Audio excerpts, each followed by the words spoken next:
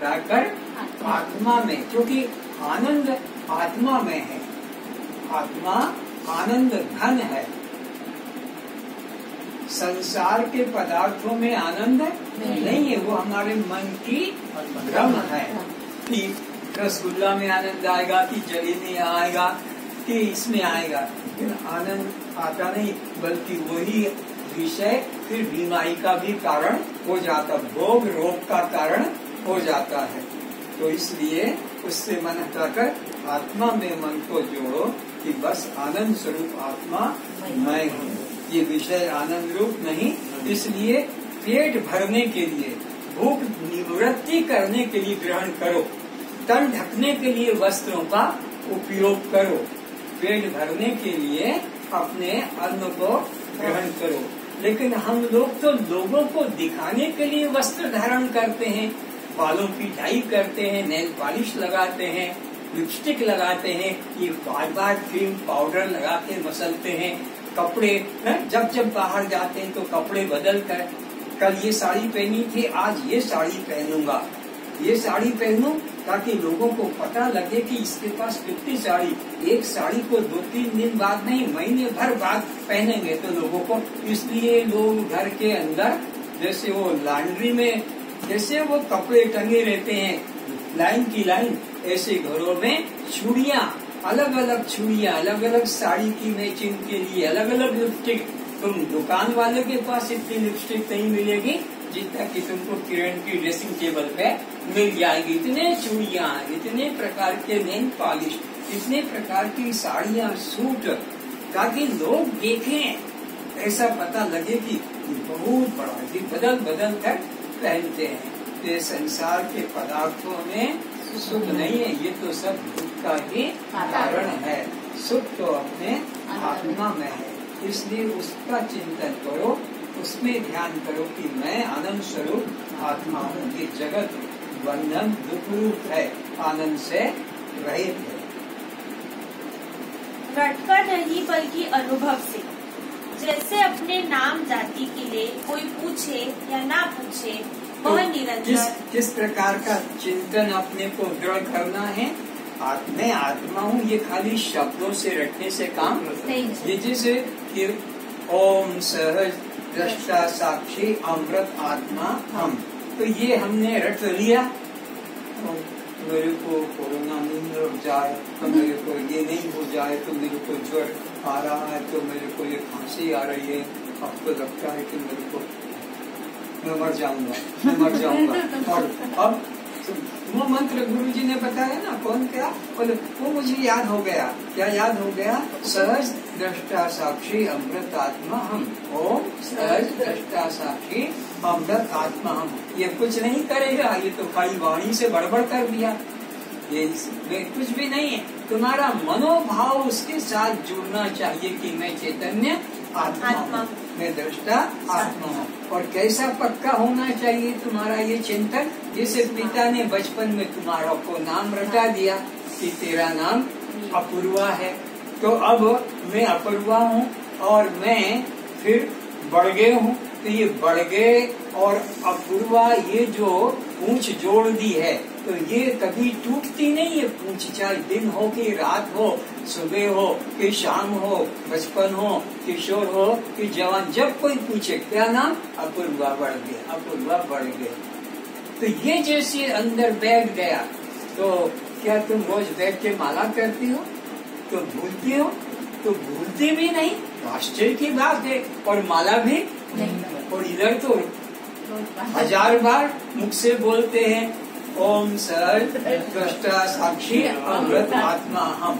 वो भी मैं फोन पे पूछता हूँ तो क्या हुआ, तो आपको देख के डर लगता है, तो बोलता क्यों नहीं, तो बोलने याद हो तो, क्योंकि वो शब्द भी रटा हुआ है। तो ये चीजें हमको संसार की बातें भूलती, नाम जाति को जैसे पक्का कर लिया, ऐसे के ऐसे ही पक्का हो जाए कि मैं सहज दृष्टा साक्षी अमृत आत्मा। तो अब कोई अभय नहीं, भय नहीं किसी प्रकार का, अभाव नहीं किसी प्रकार का, ऐसा पक्का अंदर भाव और जगना चाहिए, तभी कल्याण होगा। और खाली इन शब्दों को रटने से कल्याण नहीं होगा। जिस प्रकार अनेक जन्मों के अज्ञान जनित दृढ़ संस्कारों से जीव को मैं जन्म मृत्युवान देह हूँ ऐसा भ्रम ज्ञान रहता है। ये कब से चल रहा है? अनादि काल से। ये भ्रम ज्ञान, कौन सा ज्ञान? देह को मैं मानना, देह के जाति को अपनी जानना, देह के संबंधियों को अपना जानना। ये जीव के अंदर अविद्या है, इसको कहते हैं अविद्या। अविद्या के 4 रूप हैं। क्या है 4 रूप अविद्या के? कि दुख में तो सुख बुद्धि हो जाना, और अनित्य में नित्य बुद्धि हो जाना, और अनात्मा में आत्म बुद्धि हो जाना, और अपवित्र में पवित्र। ये 4 प्रकार की अविद्या सब में है। बस इसके अंदर सब रचे बसे रहते हैं। तो कब से ये है? अनादि काल से। हमने हर जन्म में यही किया, हर जन्म में यही संसार की ही बातों को, उसको कभी भूलते नहीं है। पर गुरु ईश्वर शास्त्र जो उपदेश देते हैं वो आपने बताया था पर याद नहीं। और गाली दे दे, क्यों बे साले गधा, 10 साल पहले मेरे को गाली दिया था, क्यों बे साले गधा, अब इसके घर भी नहीं जाऊंगा, और घर भी मेरे आएगा तो घुसने नहीं दूंगा। मेरे को क्यों बे साले गधा का 10 साल पहले। और बेचारा ये महात्मा 2-2 घंटे रोज चिल्ला चिल्ला कर कहता है कि ओम सहज दृष्टा साक्षी अमृत आत्मा, ये याद नहीं, ये बाकी सब याद रहता है। तो देखो संसार की एक शब्द तुम्हारे को कैसे चुप जाता है, पर वेद वाक्य, गुरु वाक्य, ईश्वर वाक्य वो तुम्हें नहीं चुपते। अगर वो चुप जाए तो जीवन धन्य हो जाए, फिर बाहर के कांटे नहीं लगेंगे, फिर बाहर के पत्थर कोई कितने मारे कि गोली चलाए वो तुमको नहीं लगेगी, क्योंकि तुमने तो अपने को इस देह से अलग जान लिया है। न तो तुम्हें शस्त्र काटेगा, न अग्नि जलाएगी, न पानी भिगोएगा, न कौन सुखाएगा। फिर इस कोरोना की क्या मजाल है, तुमको छू सकेगा? तुम तो वो हो कौन?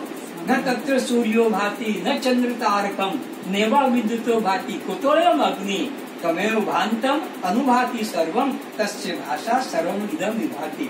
अरे तुम तो वो सत्ता हो कि तुम्हारे क्षेत्र में सूर्य भी नहीं जाता है, चंद्रमा भी नहीं जाता है, बिजली भी नहीं जाती है, फिर इस अग्नि की क्या और इस कोरोना की क्या मजाक जो उधर जाएगी?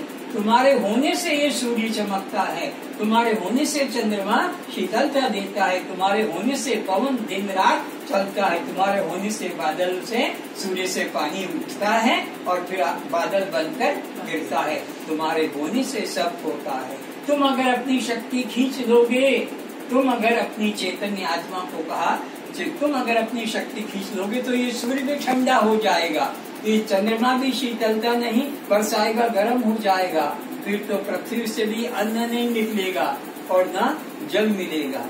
तमेव भांतम अनुभाति सर्वम, तुम्हारे होने से ये सब अपना अपना काम करते हैं, तुम्हारी शक्ति से ये प्रकाशित, ये तुम हो। ऐसा वेद उपनिषद चिल्ला चिल्ला कर गला फाड़ कर कहते हैं और आकर सुनाकर मर जाते हैं, पर तुम्हारे को इसका असर नहीं। और एक महात्मा को तुमने सुना है, जितने बैठे हो ऐसा कोई महात्मा महापुरुष नहीं पृथ्वी पर आया जिसको हमने न सुना हो, चाहे मीरा हो, कबीर हो, नानक हो, तुलसी हो, दयानंद हो, रैदास हो, शंकराचार्य हो, कि रामानुज वल्लभाचार्य हो, कि रामकृष्ण, और चाहे कितने, कोई अवतार तुमने नहीं छोड़ा और कोई संत को भी तुमने नहीं छोड़ा। हर संत के सम्मुख हुए, उनके पास बैठे हो, प्रवचन भी सुना, लेकिन तुमने उनकी बात को माना नहीं। और जब वो दुनिया से चले जाते हैं तब फिर उनके मंदिर बनाते हैं, तब फिर उनकी आरती करते हैं, फिर उनके जन्मोत्सव मनाते हैं, फिर उसका आनंद लूटते हैं, खीर हलवा पूरी बना बना कर कि आज तो गुरु जी की जयंती है, आज गुरु जी की बरसी है, कि आज राम का जन्म है, आज कृष्ण का, ये खिलवाड़ में लगे रहते हैं। चलो।